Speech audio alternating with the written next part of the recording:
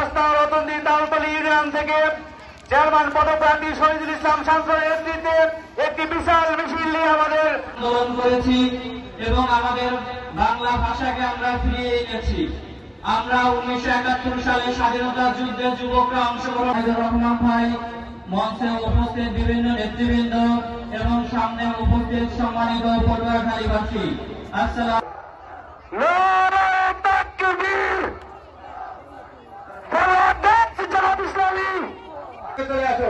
সংগ্রামী উপস্থিতি এ পর্যায়ে বিজয়ী বক্তব্য নিয়েছেন বাংলাদেশ জামায়াত ইসলামী যে সম্মানিত পটুয়াখালীবাসী আমাদের মেহমানবৃন্দরা উপস্থিত হয়েছেন, তারা কথা রাখবেন। আমি সর্বশেষ কেটে যাবে ইনশাআল্লাহ।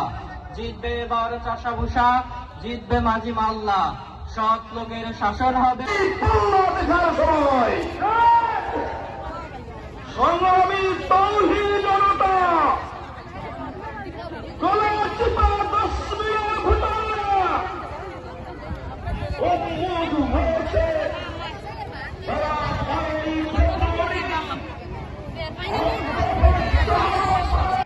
আমার মা বোনেরা ধর্ষিত হবে না। ইউনিয়ন পরিষদ থেকে শুরু করে সচিবালয় পর্যন্ত বাংলাদেশ জামায়াত ইসলামী দেব। অতএব আমাদেরকে হাতে সিল মারতে হবে আগে, তারপর দাঁড়িপাল্লায় সিল মারতে হবে। এর আগে 3টি দলকে আমরা হত্যা করতে পেরেছে, কিন্তু তাদের বিরুদ্ধে 2 টাকার দুর্নীতিও প্রমাণ করতে পারে না। সুতরাং আমরা যেটা করি সেটাই আমাদের প্রতিশ্রুতি। আমরা বলেছি মাদকের বিরুদ্ধে আমাদের অবস্থান।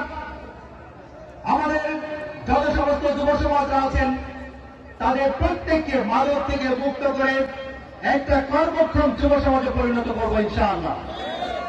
আপনারা লক্ষ্য করে দেখবেন বাংলাদেশ জামায়াত ইসলামীর সাথে। আসসালামু আলাইকুম ওয়া রাহমাতুল্লাহি ওয়া বারাকাতুহু। আপনারা কেমন আছেন? আমার বক্তব্য দীর্ঘায়িত করব না। বক্তব্যের শুরুতেই আমি জুলাই যারা শাহাদাত বরণ করছে জুলাই আগস্টে তাদেরকে স্মরণ করছি, যারা দ্বিতীয়বার স্বাধীনতা অর্জন করার জন্য যেটা আমাদের পক্ষে সম্ভব হয় নাই সেটা এদেশের ছাত্ররা যুবকরা করেছে।